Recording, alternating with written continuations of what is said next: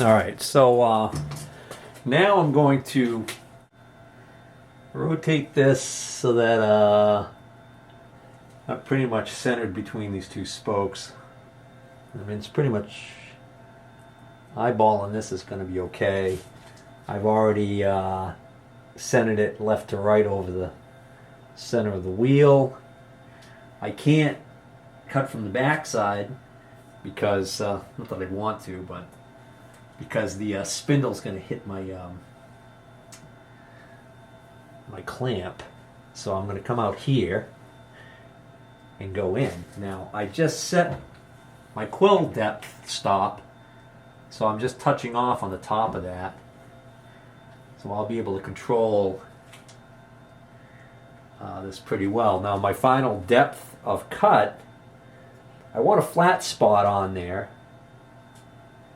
and I don't want to weaken this too much. So I'm probably going to come down close to this top edge right here, but not quite. So the first cut, I'm just going to rotate the depth stop. Like I said, I'm going to take really light cuts with this. Oh, there we go. The fine feed on the quill. Oh. Lock my X-axis. And I guess I should lock the table, rotary table.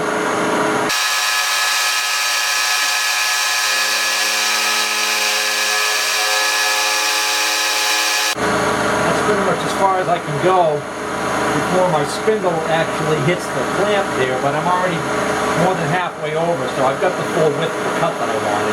I'm now thinking I might want that a little wider, so I'll just keep the cutter parked right over the middle, and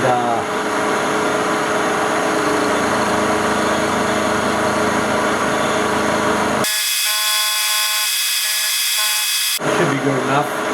Now I'm just going to adjust my cut to go deeper again.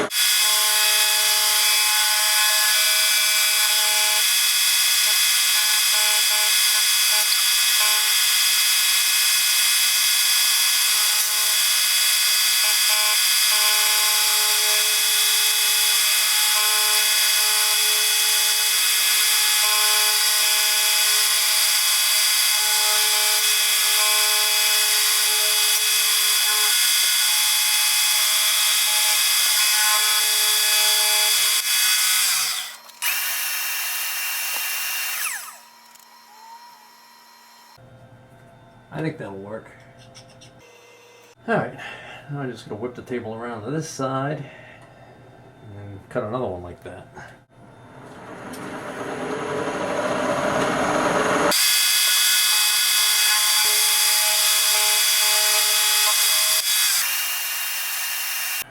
Take this out and deburr it.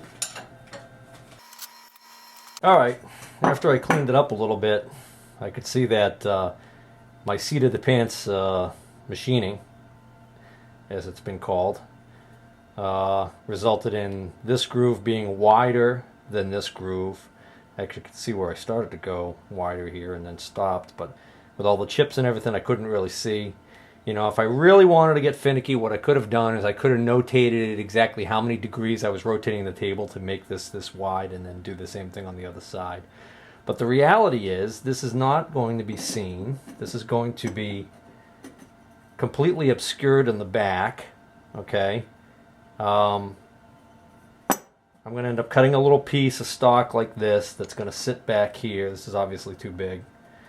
It's going to sit back here, and it's going to be screwed down to the back of this, and it's going to act as a clamp to hold this in.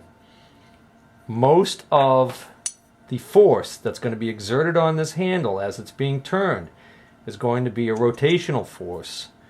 It's going to be around this axis, this imaginary line that's going right through this hole and down the shaft that this is mounted on. So it's going to be a torque, a rotational force this way. And that's going to be mainly taken care of by the fact that these spokes are captive now in these slots. So my clamps that I'm putting on here really mainly serve the purpose of keeping this on, because there is a little bit of force that's exerted on this as you're pulling up on the handle that might want to pull this off. In other words, I can't just rely on sticking this on there, and because it's going to constantly want to be falling off of my hand. But I guess the point I'm laboring to make is that this is going to be perfectly fine for my purposes. And in the interest of just saving time, that's why I didn't go through the whole rigmarole of setting this up and making sure that I got these slots exactly the same width and everything. And if it was really bothering me, I could probably slap this back in there right now. Matter of fact, if I want to, I could actually just take a pass. I could actually just put this in the vise.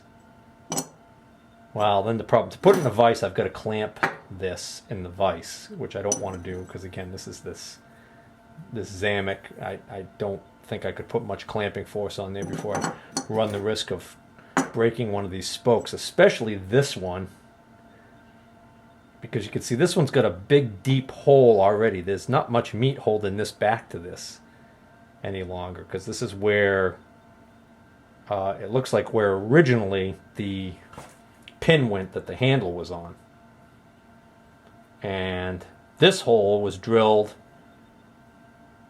by the previous owner to clamp that whole disc to mount the the window opening handle on. So it's got some weak spots.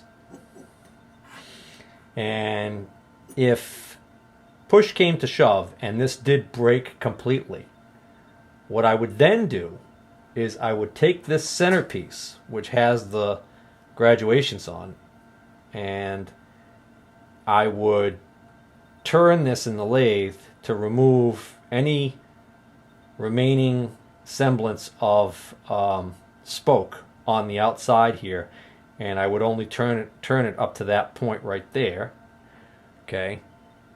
And then I would bore this hole out for a press fit for this, and I would press this. Well, at that point, I'd want to press this onto there. Of course, now these grooves wouldn't be ideal for that situation. I'd figure something out for sure. Heck, I might even have been able to drill a hole and put a grub screw in there. But that's if this had broken, and so far it hasn't, so we're going to leave it be.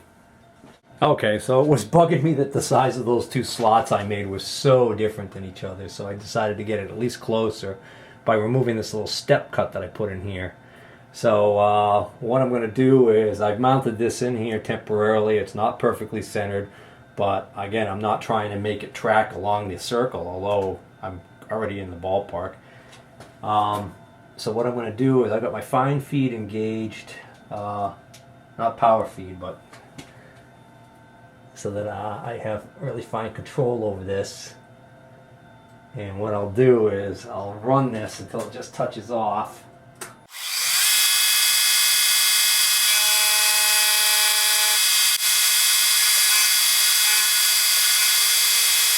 I'm having trouble seeing whether or not I've got it down to that. No, I don't. Down to the ridge yet there.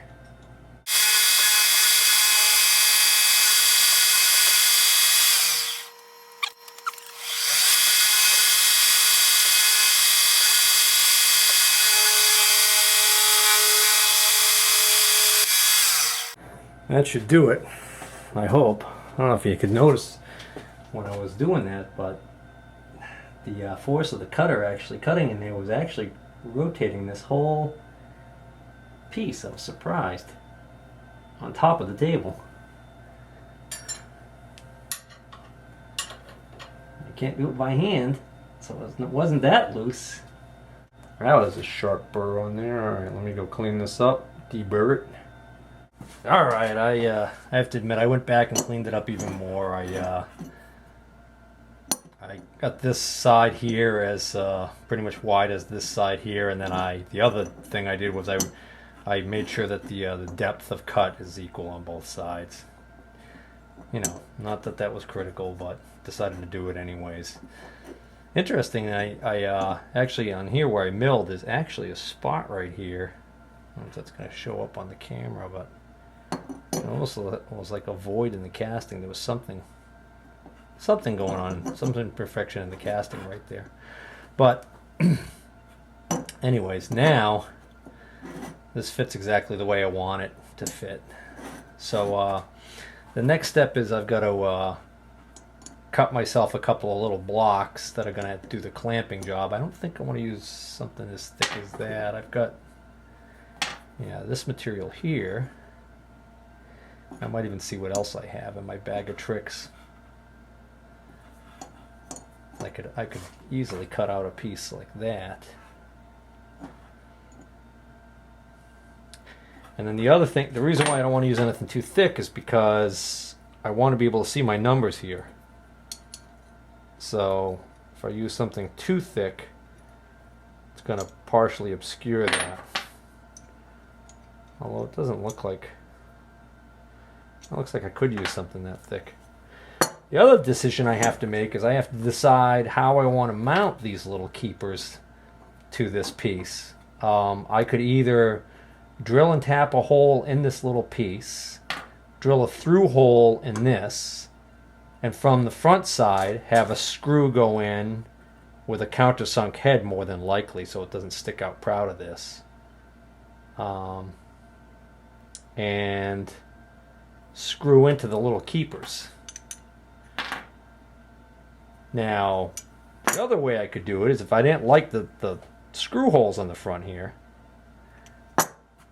or even screw heads showing at all, so I could drill and tap blind holes into this piece, put my through hole on this piece, and put a screw in from the back to clamp it down. But then that screw head from the back is going to stick out, so I'd have to probably countersink these.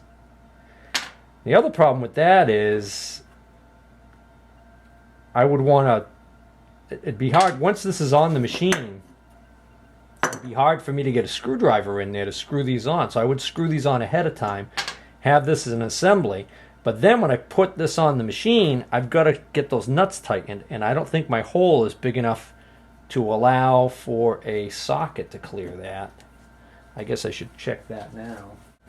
I mean, I could certainly, see, this is just big enough to clear the nut.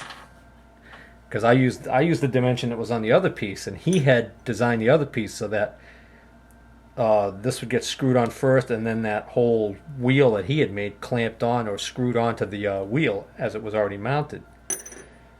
So I could enlarge this hole, but I don't know if I like that. I'm thinking I'd rather not do that. Yeah, I'll tell you the other reason, because I just remembered something. I believe this has two nuts that go on here. I believe there's a nut that holds this on, and then a locking nut that locks up against this.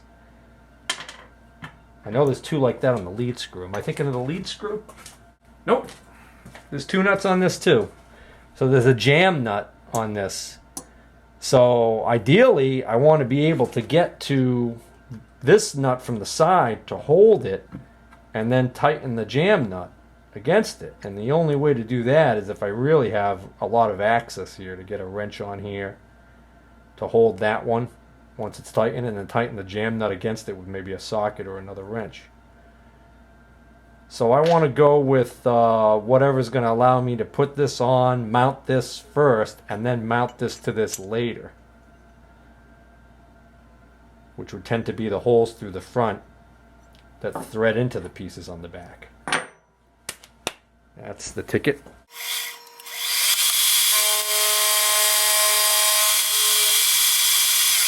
Deburr it, and that should do it for the size of the pieces.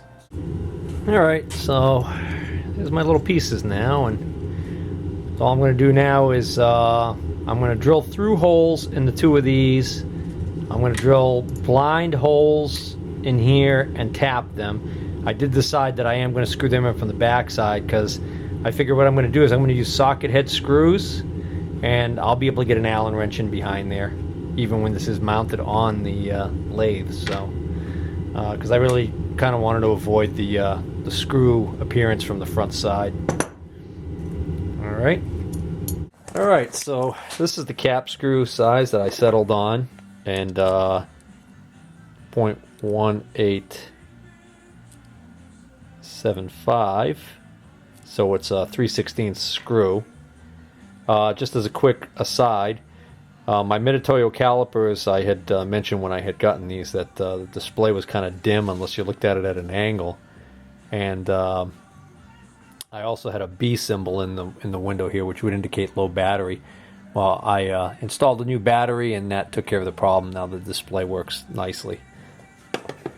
Now I'm going to go look up the tap drill size I need to use for a 3/16 inch screw, and check out what I have in the way of taps. Okay, so what I just did was I measured the distance from this edge right here to this edge right here to this edge right here, and then I divided that in two so that I know that my screw should be right in the middle of this. And then I measured the width of these pieces, divided that by 2 so that I could center the hole this way. And I actually had just made that measurement and was getting ready to make that scribe.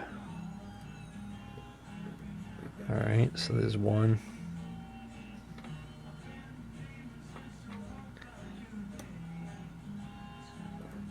And there's 2. Alright.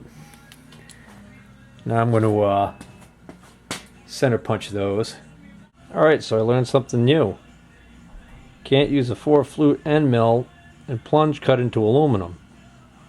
The aluminum actually got really soft and clogged up the end of the cutter, and I can't even get it out of there. It's really in there good. Must be because of the fact that it's a 4-flute. There's that little dead space where it doesn't cut in the middle there. If I had just come in from the side, I think I might have been okay.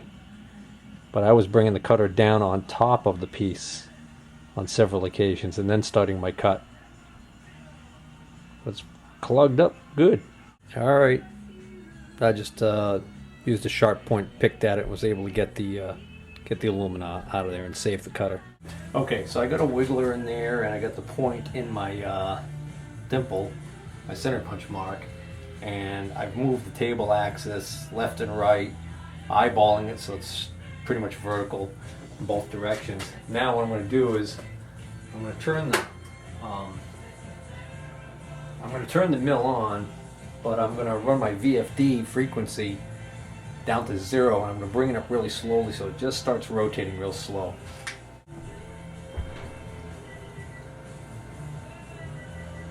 There you go. I think I'll scratch that whole plan. Alright, so this is a little point that I don't even know what this originally started its life out as, but I've already used it a couple times and found it's handy. So I could just put it in my chuck, and then bring the chuck down, and I'm actually already right on. It's because I actually put this wiggler in first, and keeping the point of the wiggler in there, I moved the table left and right, front and back, until it looked as vertical as I could get it. And that seems to actually do a pretty good job. I like double checking it. No harm. Safety glasses.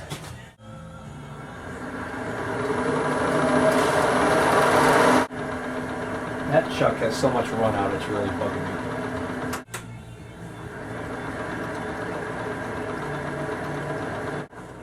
Well, that's also unimpressive. I've got this Jacobs chuck I picked up with a, I already call it, An R8 mount, I should say. Let's see how that looks.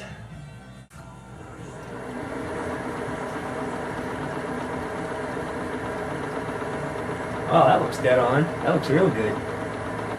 Yeah, that's rock solid.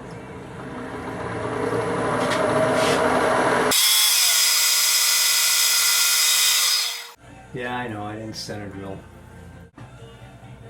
Got used to the keyless chuck. I went to undo that with my fingers. Let's see whether or not I get that drill size right for a through hole.